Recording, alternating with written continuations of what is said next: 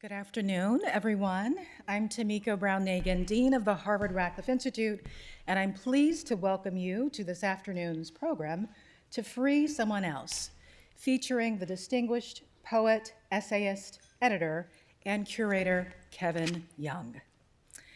Before I introduce today's speaker, let me gratefully acknowledge the Stein Fund for Academic Freedom and Connecting Across Difference, which is supporting today's event. I'm also grateful to members of the Radcliffe Institute Leadership Society and all our annual donors. Your generosity keeps Radcliffe events and exhibitions free and open to the public, and we thank you. Today's program is a part of Radcliffe's initiative on academic freedom and connecting across difference, which we launched in 2024.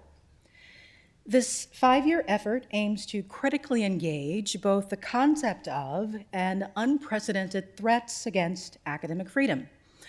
That is, the rights of universities to determine membership in their own communities, and for faculty and students, the freedoms to teach, learn, and conduct research, all without interference, censorship, or retaliation. Yes.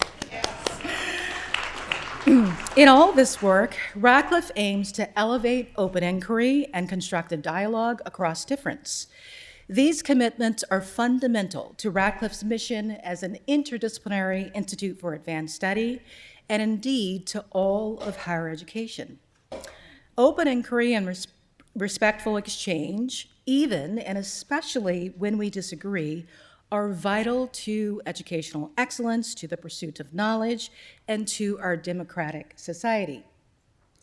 These principles of free inquiry and the open exchange of ideas also are critical to cultural institutions, from academic and community libraries to history museums and to historic sites, art museums, science centers, and numerous other organizations, both public and private.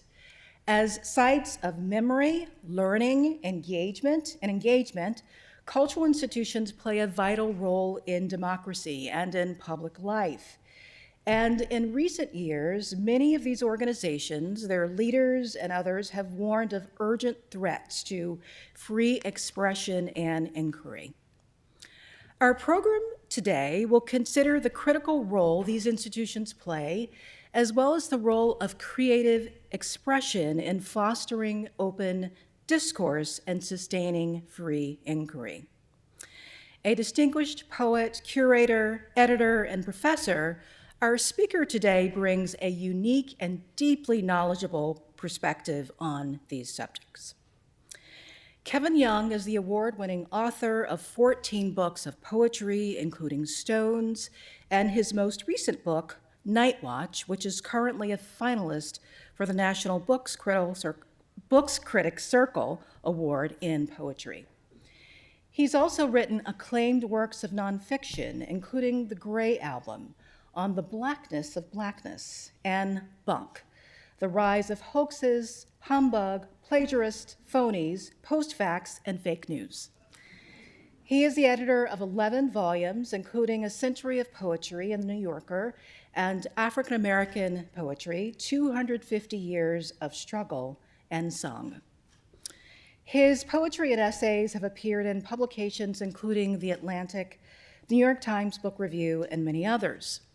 His numerous honors include the Harvard Arts Medal, the Lenore Marshall Prize for Poetry, and he was named a finalist for the National Book Award.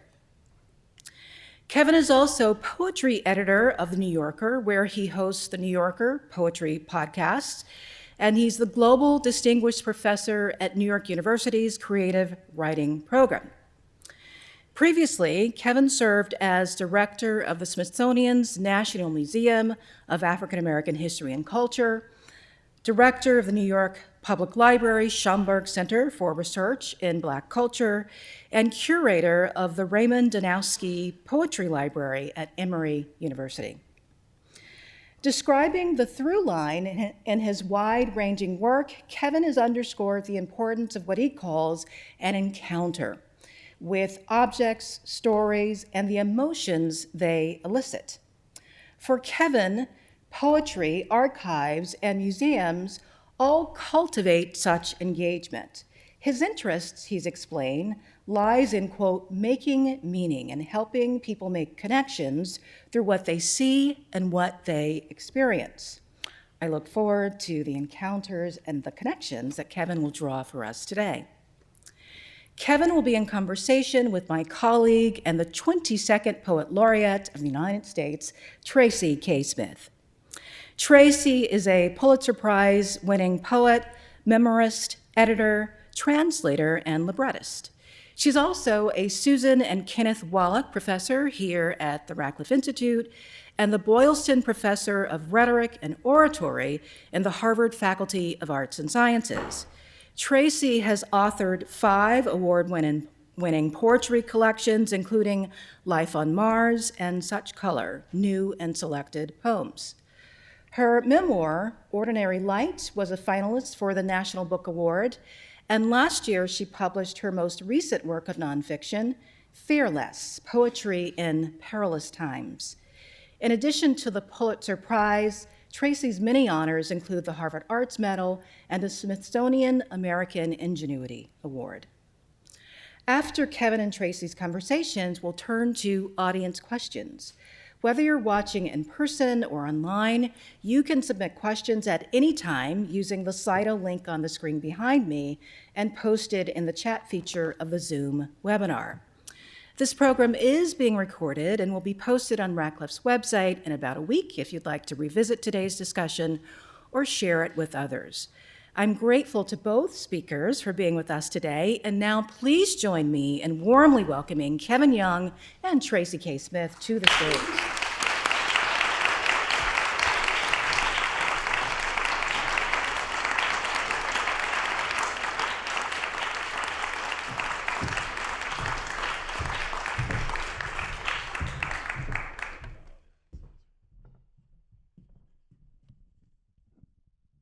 Hello, Kevin. Hey, how's everyone? Good, good. It's so great to have you here. Likewise. And I am so excited that I get to start the conversation with some questions I have for you. But I want to start with a poem or Sure. from you. I can do that. I think I'm going to start with a poem from the sequence at the end of my new book, which is called Darkling, the sequence is. It's hard to pick because it's a long sequence riffing off Dante's Inferno. But one of the things that I like about it, and I love being here, thank you so much for that introduction to think about inquiry. And so this begins with a question that I think courses through the book as a whole. It's called Beyond. What if the body is what we bring with us beyond? It is the soul stays here, sullen, inconsolable, not so much wandering as waiting to be found, reunited, dirtied in the end. It is enough, then, to see the soul let loose only in those moments of ecstasy, not when we leave our body, but when our body arrives finally and our soul sups, fed like the dead. Hands hungry as stray gloves, fingers may fill them, but still they need the noun of the soul's smell, its plangent personhood. The more they eat, the more they need. The body always becoming who verbs its way over and under while the soul rocks in the old folks' home. The soul who shivers, grown suddenly cold. That's a little from Night Watch. Thank you. I just want to say that Night Watch is a really exquisite book. Oh, thank you. And it's made up of 3 long sequences or suites. Yeah.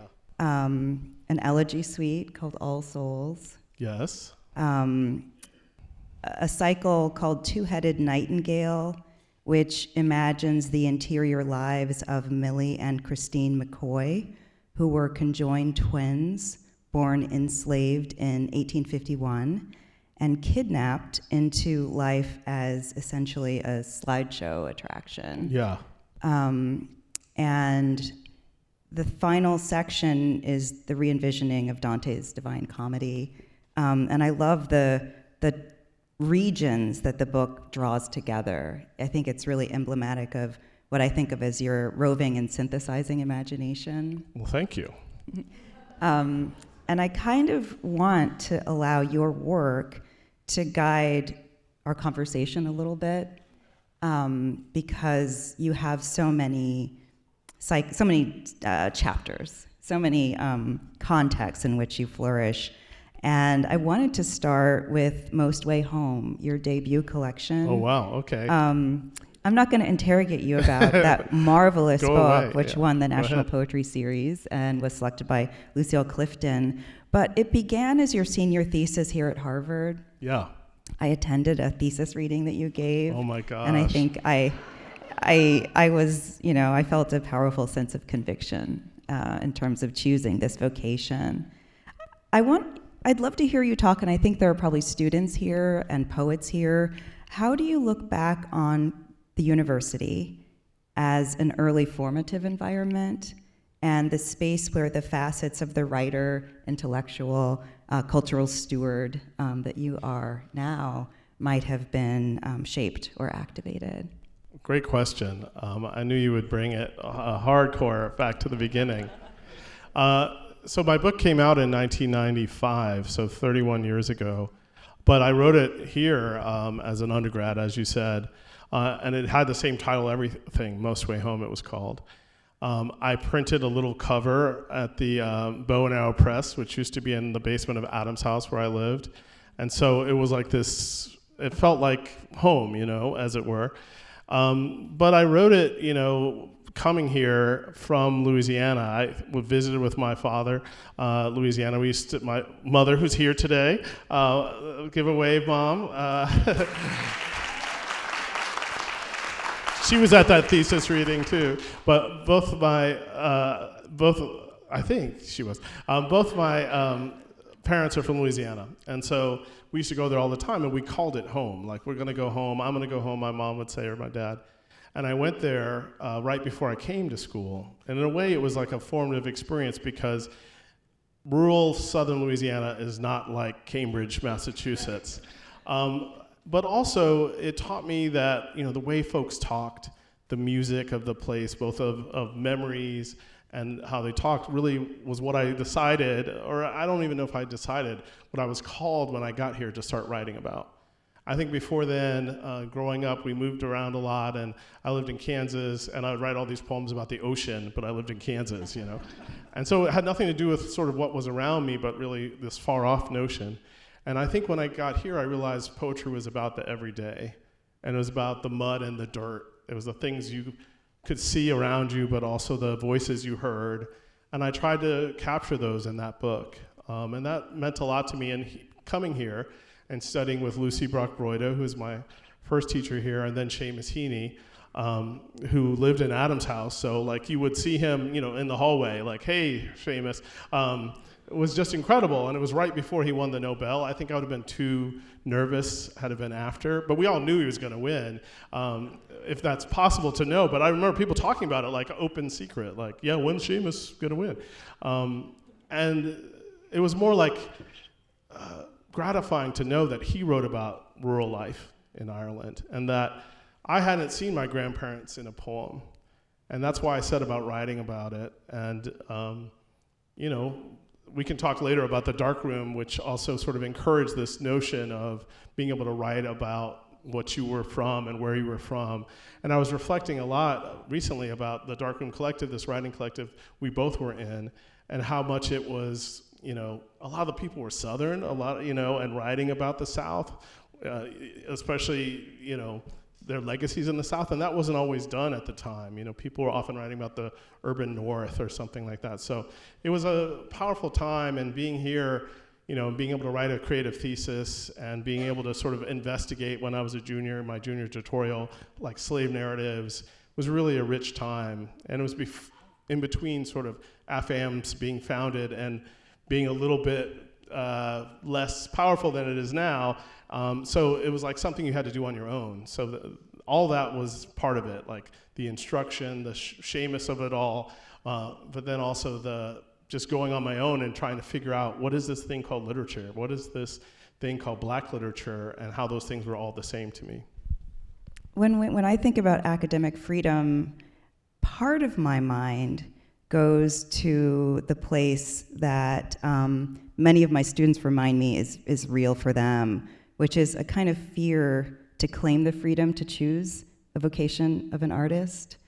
And since you're here and you've done that, and you've also made such a powerful contribution in so many spheres that no parent would doubt that their child should aspire toward. Let's ask her. I mean, I don't. I just wonder, I'd love to know some of your thoughts, and you're an educator as well, about making space for art and what forms of contestation students are often grappling with. It's a great question.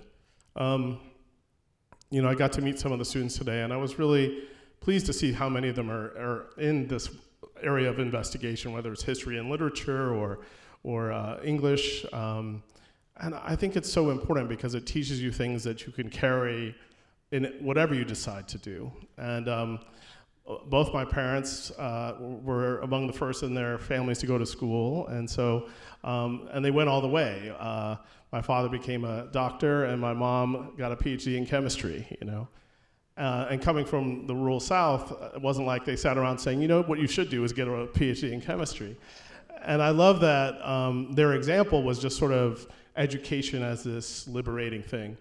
And they never worried, at least till I was getting to be older, what I was going to do with such degrees. They let me investigate, and I think that was so important. And my mom always says she wrote every day as a chemist and someone who worked in public health, and that was really part of what she wished she had almost studied more of, And I think that's really important to remember. That's how we communicate is English. That's how we think aloud and come to ideas. And I think the curtailing of ideas, which we've seen in record or near record amounts lately, are exactly about that. They're not about stopping a bad word or a naughty book. It's about limiting what we can think and say. And it's so important that we have that freedom. And I believe this ever since Mrs. Bacalaur's class in 10th grade, where we read banned books, that how important it is for that freedom of expression to continue. And the quote today, when they asked me what I want to sort of focus on, comes from Toni Morrison, who is among the most censored of our writers, which is just almost impossible for me to believe. But that same teacher actually didn't teach me Toni Morrison. I didn't learn James Baldwin from her, and I remember asking her about Baldwin. She said, "You don't need to read him." She said, the only good Black writer is Ralph Ellison. This is Kansas in the 80s, so doesn't excuse it, but explains it a bit. And then she also didn't like women writers either, so it wasn't like she was, so we read very different things than that, which was, including Dante, which was, one doesn't regret reading Dante. But I do wish she had said, well, maybe we'll read that sometime, or, something else. And so there were other kinds of, not censorship, but lack of thinking and free, she liked what she liked and you couldn't like differently. And Morrison's quote here is where she says, the point of freedom is to free someone else. And this idea, I think, is so important, that freedom is contagious, but also it's something we have to keep fighting for. And for me, that's what all these parts of investigation that you're talking about, whether it's curating or editing, they're ways of making connections and drawing people in and together. And so for me, they're of a piece, but they also started here at Harvard. Thank you for that. Most Way Home, your second book, I remember just the awe that I felt watching you move with such authority toward what to my mind was another field, Are you talking about To Repel Ghosts? Oh, sorry, what did I say? You said Most Way Home. Oh, okay. Which is fine. Another 3-word title. I was into 3-word titles. To Repel Ghosts, which explores the life and the legacy of Jean-Michel Basquiat. And it's a book that strikes me in many ways as a curatorial effort, if that makes sense. You're moving and imagining your way toward the world of visual art, toward facets of the American imagination. And I wonder if you see it as related to the work that you went on to do at institutions like Emory or the Schomburg or the Smithsonian. I think it helped, for sure, to be so obsessed with a painter that you want to see everything they made, you know. I became a completist then, if I wasn't already. But the thing about writing it was also sort of trusting one's gut, because when I was writing about him, he had only died a few years before and wasn't seen as the giant he is today. I, in fact, remember being at a writer's retreat, and someone asked me what I was writing. I said, well, I'm also writing about Jean-Michel Basquiat. And they said, why would you do that? He was just an art fraud, like a mascot. You know, it seems ridiculous now, but I was like stunned. I'm like, I'm dedicating my life to this.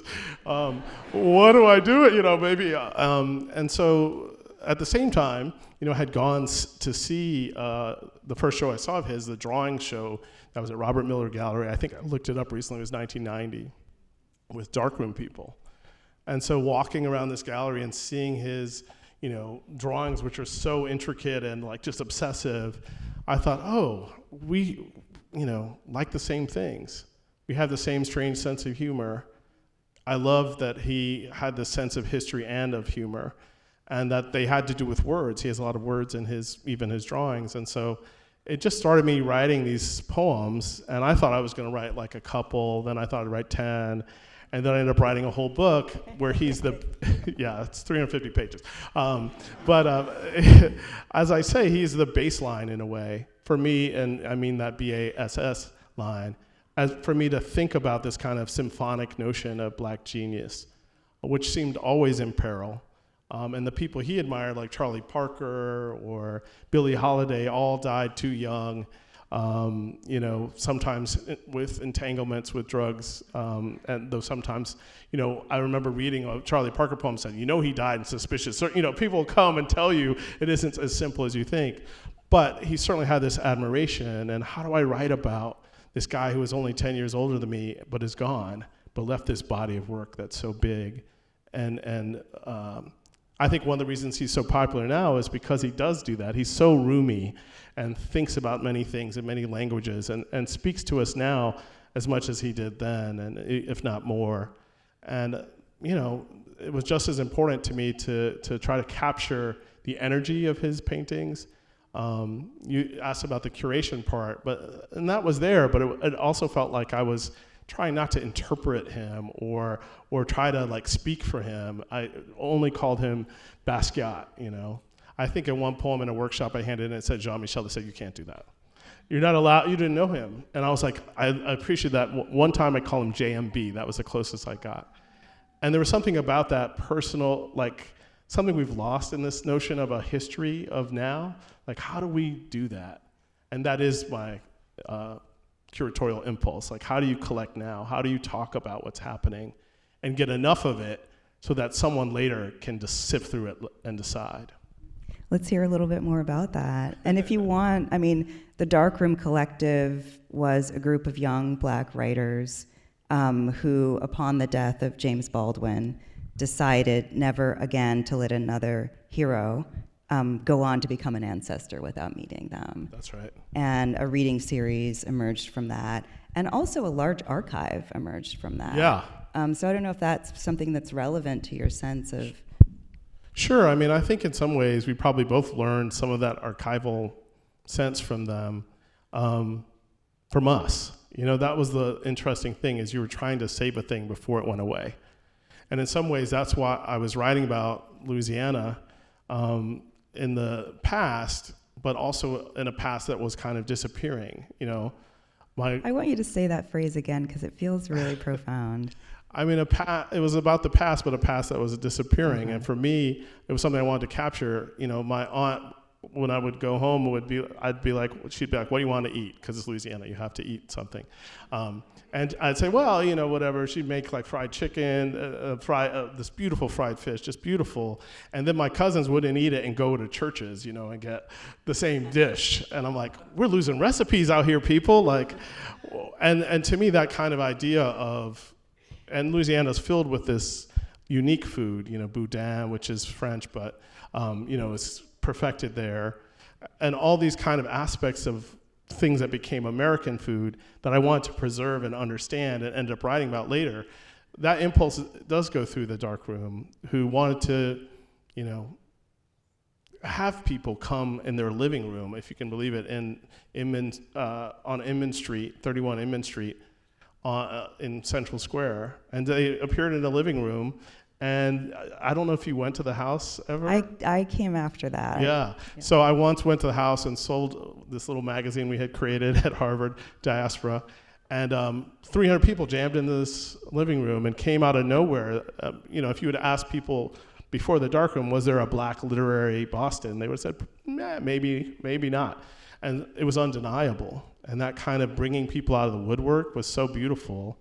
How do you capture that? How do you continue it? And it happens in community as well as archiving books and places and things. So to me, that kind of quality of preservation became really key to my understanding how work could be made and how it continued.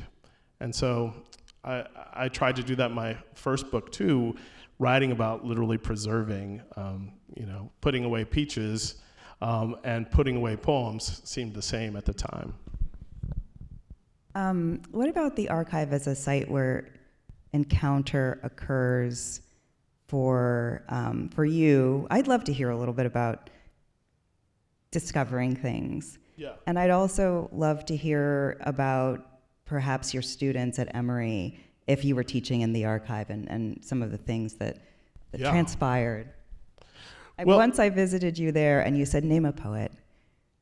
And I just said, okay, James Dickey. And he said, okay, let's get the box. And there was work by James Dickey, personal archive. So I can imagine much as... Yeah, it's like that. I mean, it was such a rich experience because it kind of coalesced all these things I had thought as a writer and an editor. You know, I edited, for instance, this blues poems anthology and a jazz poems anthology. And I did a lot of that here at Houghton, you know, and I was like finding all these early blues poems, and it just blew my mind. And I just loved that the archive wasn't something I was scared of, but something that I saw as rich and filled with possibility, which I hope it is for others. And that's what I learned at Emory, and Emory was really great at opening it up to students. And when I was at the Schomburg later, I used to say my top three priorities are access, access, access. And that's really important, you know, because it's there, but people might not know it's there, or worse, feel uncomfortable going there. And this is true in museums too. When the African American Museum opened, 60% of people who went there had never been to any museum. And that's not their fault, that's museums' fault. And so we have to do better at archives and museums as opening them up. Fortunately, when I got to Emory, it was really literally a time in the culture when people started agreeing or seeing what I was seeing, that access was the point. And so for me, that was really what all that archive was about. I want, you know, if you think of the old idea of archives, it was that, you know, something you had crumbled to dust in a vault somewhere and no one ever touched it. And I just wanted to crumble in a kid's hands, you know. I don't really want it to crumble, but, you know, if it was going to, I wanted it to be through love and use, you know. And it also goes to things like gloves. Like you'll see people put on white gloves to handle paper, which you actually shouldn't do. Because you might tear it, you don't have a feel for it. It's made like a person, like to be alive. And I think that's what I conveyed to my students, is that the archive is a living thing. It's here with us and for us, and we're part of it in a way. And it doesn't exist like a poem does until someone breathes into it. You know, a poem's kind of inert until someone says it, and says it aloud. And that idea that you can carry a poem in your body and breath, that's what changed me. That's what I realized, oh, poems are portable, that you carry with them. And then if you start to think about the archive in that way, especially with black folks, because a lot of the stuff that was in the museum, for instance, was stuff people had kept in their attics for hundreds of years, kept safe, until they felt there was somewhere they could trust it. And in trusting that was really a part of why that was built, with donations, not just of money, but of things, of objects, of treasures. The Harriet Tubman material in there, her shawl, that was kept by individuals. And so to think about all that, just was part of what I came to believe strongly and see up close. And what I see when you go in an archive, you show someone Walt Whitman's, Leaves of Grass that he printed, and they get to touch it and breathe that, breathe the same air that he breathed and see it. It has a different feeling. These are living writers. And you see inscriptions, such and so knew such and so, Langston Hughes knew Nella Larson, and then there's another copy where someone ripped out the inscription because they're mad at the person. Books tell stories, and I wanted my books to tell those stories, but I also want to write about books like yours or ours or everyone's that tell stories as well. I want to ask you about anthologies. Yeah. Do I need to form a question around that? Yeah, do you want to talk about you need to ask a question. the work of putting together anthologies? I mean, let's think about African American poetry, 250 years of struggle and song. It is a living document, but it also is a book that I think activates and activated forms of dialogue and community. And I would love to know a little bit about that kind of stewardship. Yeah. Well, it's funny because I said about doing it, Library of America asked me, and I think it took about 5 or 6 years, I losing track. But was the scope or the scale always? Yeah, it always had to be big. Okay. I realized somewhere in it pretty early that we're talking about 250 years here. So that was something I sort of came to understand, and thinking about Phyllis Wheatley, who actually isn't the very first published black poet, but the first with a book, was really crucial to me to understand. She's writing, in this very moment that we're commemorating of 250 years ago of the nation being founded. She's there when it's King Street. She's here in Boston, and she's experiencing that change, and she writes about the Boston Massacre. I mean, she is a witness. And yet people treated her like she was like a has-been, before her time, like that she was somehow copying. And you have to be as sophisticated as she was to read her.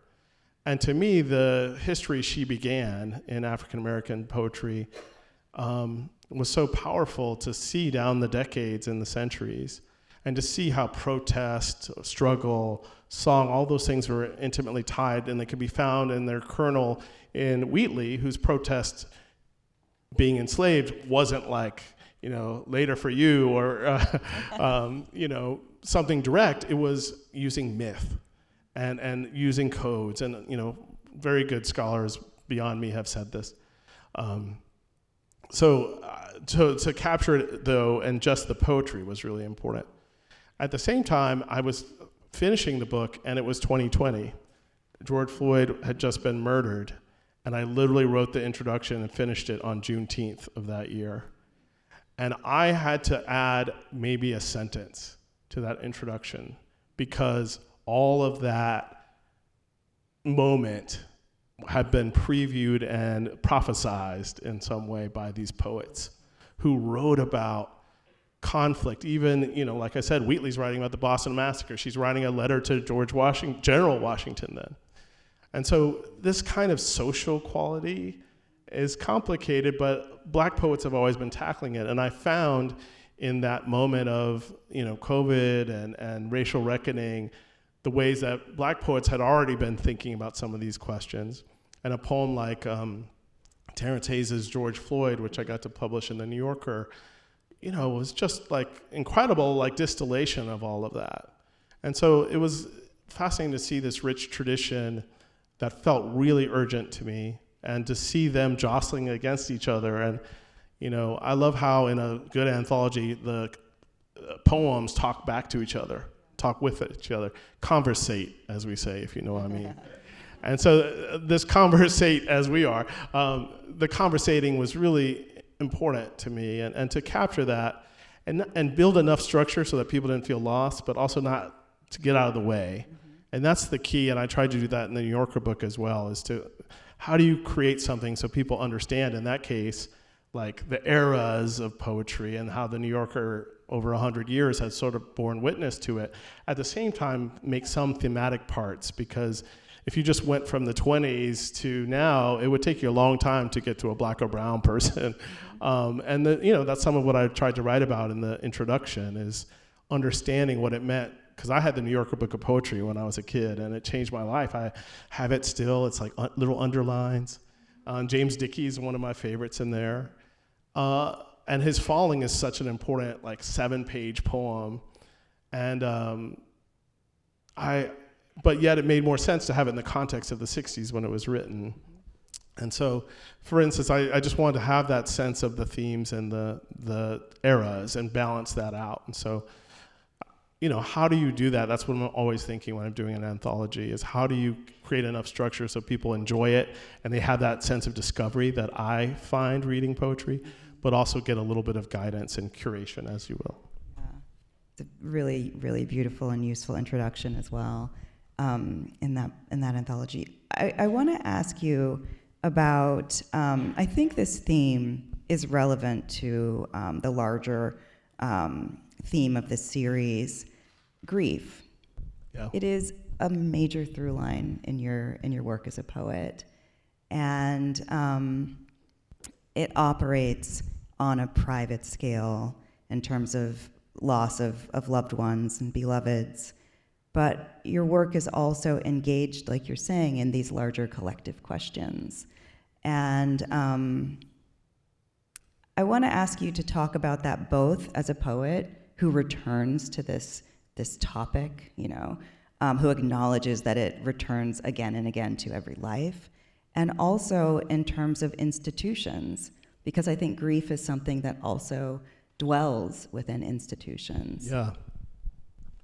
I would rather hear you just talk about that. You're so smart about it. Well, and I do this in the beginning of a book called The Art of Losing, which is a book of poems I edited of grief poems. There's a difference between grief and mourning. And I think you're talking about the pain that can sometimes live in an institution, but I also think institutions no longer do mourning like we used to. And I think of mourning as the kind of public shared act of coming together. I mean, the funerals we'll see on TV, or, and there's used to be a lot of public rituals. If you watch, the Christmas movie with Jimmy Stewart, what's it called? It's a Wonderful Life. Yeah. They were supposed to say, you guys don't watch that every year like I do? But, his father dies, and you see him with a black armband.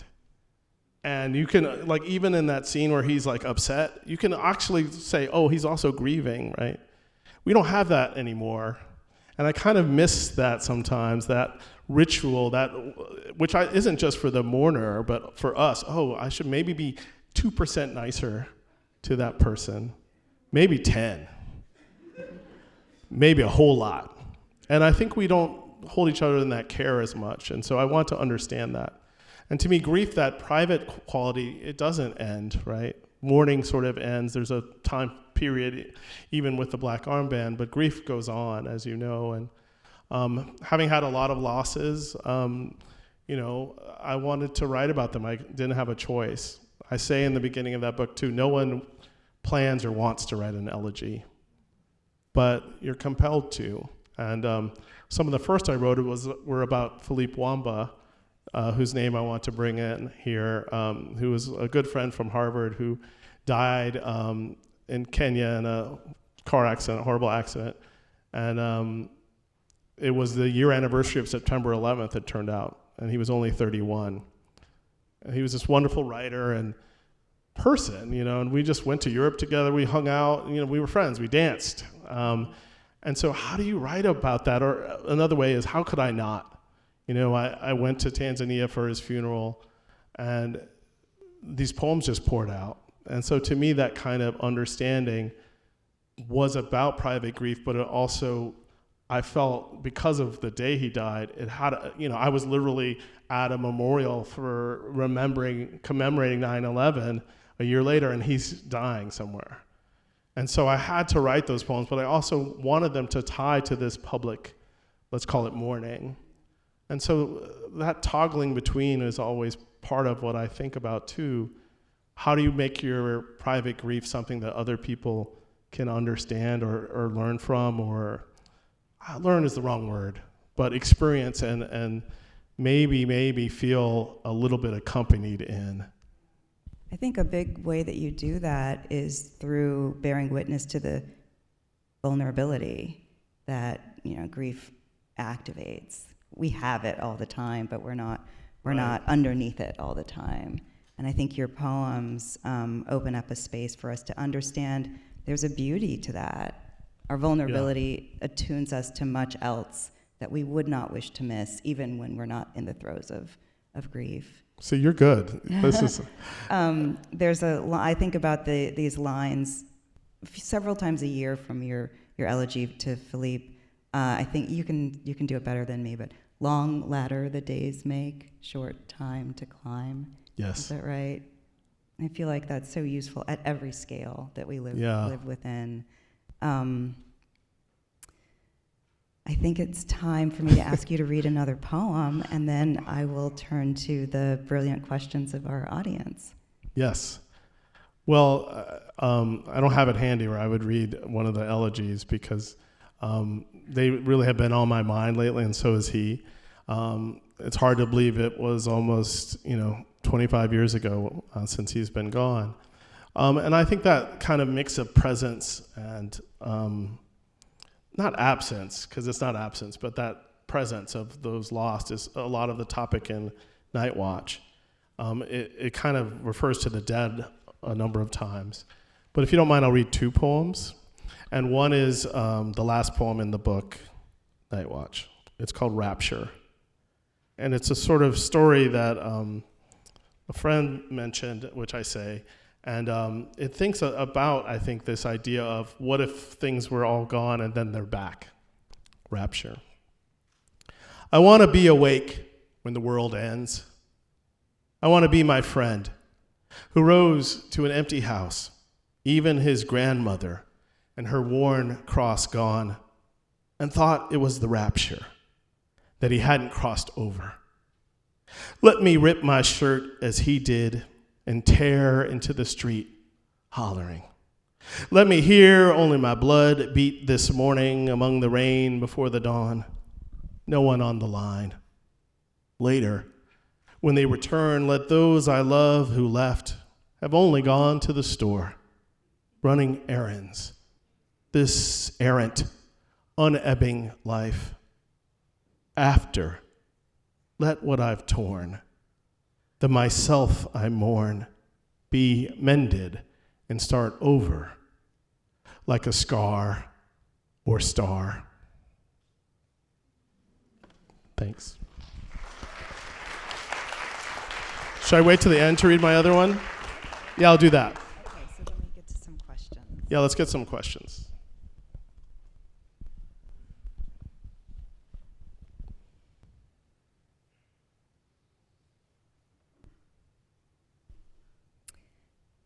Okay, this is one I'm excited to hear you talk about. How do you see the relationship between liberation and freedom, and how do both relate to salvation? Wow. Wow. Radcliffe Institute bringing it hard. I love it. I don't know if I think of them as so different in my, when I'm just sitting at home watching reality television. But I do think when I'm, writing, I think so much about Morrison and Baldwin, and especially lately, because I miss their voices, yet at the same time they're right here. The way she was able to with conviction and with just an assumption, a presumption of blackness, a presumption of freedom that I think is so important. And one of the things I remember doing, being here when I was writing my first book, is I wanted to write these poems that had a black protagonist, but it didn't necessarily have to announce that it was a black protagonist. It didn't have to say, I too am, I am an invisible man or whatever. Instead, it was just like, that was this guy going about his business, and it was often a you. So you do this, you do that. But also the things they said, the things they noticed about haircuts or the weather, or, in other poems, capturing the way someone who could be my mother remembered. And it was always with a laugh, the most painful things. So I wanted to have that just be presumed. And I had read Morrison by then in a class here, actually, a class on Toni Morrison and Virginia Woolf, which was a transformative class my freshman year, especially because that teacher I mentioned, she, a friend of mine, we read Who's Afraid of Virginia Woolf?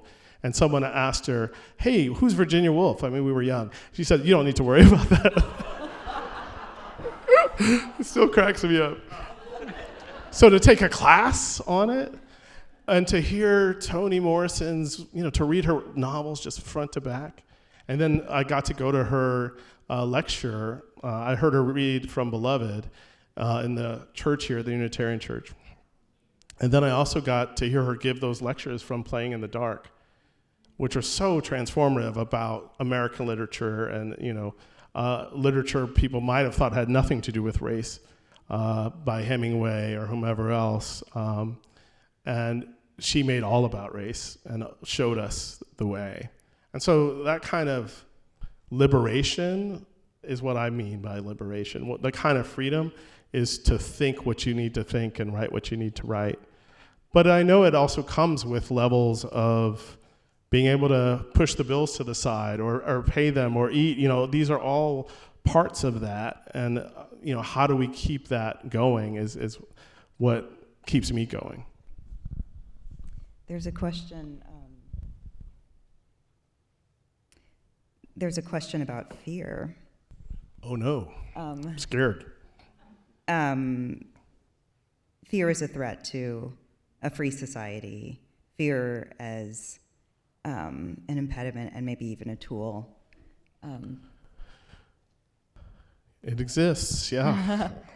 Well, I mean, I think we're in a moment where, I was talking earlier with the students about, Morrison's one of the most censored of our writers, if not the most. And it's not like a word here or a book there, it's her. And that's the question we have to ask ourselves is why? Mm-hmm. Why is this woman writing? She has a Nobel Prize. Why is it so threatening to us? And I'm using the us in the biggest sense, to hear from her. Mm-hmm. And, because I had to come to her later than I would have liked, I wouldn't let anyone take that away from someone else, and to me that kind of, we need that. And, we need to keep vigilant, I guess, against fear and maybe sometimes admit, hey, might be why, but here's why it's important to read each other, to see each other fully. This stuff, freedom ain't free. And so how do we keep at it and keep remembering and not forgetting once we get a little bit of freedom that we aren't freeing someone else? Because that's what she tasked us with. The other thing she says in the eulogy for Baldwin is which she gave, and I was fortunate enough later to give her one of her eulogies at her memorial in the same St. John the Divine Cathedral, is she said, Jimmy, you taught me to see myself, and that's such a powerful thing, and that's why I think we're not supposed to read her, is because she shows us ourselves, whoever those selves are. There's so many ways that we can show one another who we are, and I guess I also want to think about that as an impetus to courage. I know that there is courage involved in leading an institution toward the possibility of seeing itself and even allowing its, community to be willing to see themselves. where do you find such forms of courage, knowing that there is reason for fear? I mean, usually in my writing room, the room of one's own, if you're lucky enough to have it. I don't know. To me, writing was a thing that I had to decide was okay. I didn't know many writers growing up. I certainly didn't know any poets. I knew scientists like who were in my family, but I also knew farmers and folks like my grandparents who made a way out of no way. And to me, that's what writing is. And so to kind of divorce it from that is to lose sight of the courage they had to, just sitting down to eat can be an act of defiance. I mean, that's wild. Think about that. And I know some of us in the audience will experience that. And so how do I keep at it? Like I was telling the students today, like when students of mine are complaining about not having time, I'm like, Toni Morrison woke up at 5 a.m. every day and wrote longhand all those novels.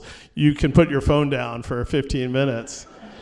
And, like, how do we kind of be brave? And to me, it's an everyday thing. It's a little thing every day that then leads to the big change that you're talking about. I'm looking and seeing. You've used poetry, curation, and editing as means to connect and document a past that is disappearing. Are there other means by which you wish to explore or these same ends? Besides editing and writing? Yeah, poetry, curating, editing. That's about it. Sorry. Well, what about in the classroom? Yeah, I'm teasing a little. I think all these are places of both investigation and exploration, but also not instigation, but some kind of ation that is imagination ultimately. Because one of the things I end up writing about in the Gray Album, a book about some of these topics, a nonfiction book, was really this idea of the imagination as being the most important nation that we belong to. And I think if African Americans had to imagine freedom before they could find it, and the way they did so in the spirituals and in the folk tales, the animal tales, Brer Rabbit was actually black, I don't know if you know, those aren't about like what they're about. They're about other things. And so how do you read and talk and act as sophisticatedly as they did? And I try to teach students, as you mentioned, the classroom, to think that way. We have to be as smart as Wheatley is if we're going to read Wheatley. Otherwise, we give bad readings of her. We have to be as brave as Baldwin, and how do we understand the whole of him and take him as someone we can read and understand, and that idea he has about, because I love America, I can critique it. I reserve the right to critique her. And that idea of love being also critical, I think is so important. And, if you read Baldwin, as I have many times, you really are struck by how often he uses love. And he means love. He means love as the thing that is going to save us. And he means love across difficulty. The other person whose name I'll bring in is Lucille Clifton, who you mentioned earlier, who you've written on so beautifully, and we share an admiration for her. And I was fortunate enough to have my first book be picked by her, but then also to get her archive at Emory. And I remember packing it up. It was 50 boxes of books and 50 boxes of papers. And in there are just incredible things, like she had this spirit writing that she received in the 70s with a Ouija board and wrote these messages from the ones. And they're just incredible when you look through them. I know you have. And we got to still do something about them. Because I think they're so amazing. And she didn't publish that. She just kept it, and it was like a document of her travels, if you will, in this imagination, but also these messages she received. But it's all there in the poems themselves. You know, they're all over, filled with kind of prophecy and understanding. And to me, poetry has that element of prophecy. There's something you write that suddenly later comes true. Baldwin has that. Good writing has that. And I don't know where I'm going with this except to say that's so important to our day-to-day lives. And that's what I love about that story that inspired that poem, Rapture, is this idea of, oh my God, like I didn't make it. And then he realizes he might have, but also there's something in that moment between realizing the fear and the realization that we have to live in a little bit. Yeah, we have to choose to go there, I think. Clifton, because those messages passed through her, I believe she retained that sense of authority. Oh, yeah. And those poems that are in her voice step into that authority. And out of her voice, in the voice of characters from the Bible, turned, into something vernacular and Black and hers. So beautiful. And I reread them and taught them this year. At the same time, if you knew Miss Lucille, she was so down to earth.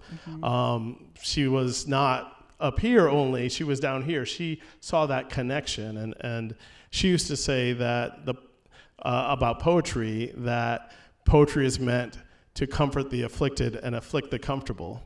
And that quality I keep in mind all the time. Well, that's a good segue to another poem.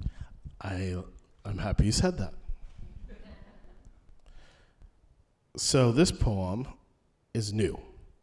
So my next book of poems, which may be out soon someday, has a lot of letters to it. Often there's one to Lucille, and there's one to Tracy K. Smith. So she doesn't know I'm going to read this, but I'm going to. This is Letter to Tracy K. Smith from the bottom of the ocean. There are cities down here, you know, choirs of coral, a constellation of bones. Once we embrace the descent, it gets easier, doesn't it? We can see the universe only in reverse, a shirt turned inside out we are already wearing, threadbare and borrowed like God. I want to see the depths of the question posed by the ocean, how a world can be mostly unseen and still move us to float, then to dive, leaving the known behind. That's for you. Thank you so much.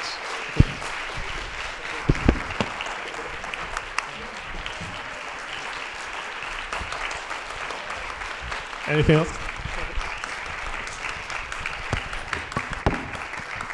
Wow, that was amazing. Give them a round of applause again.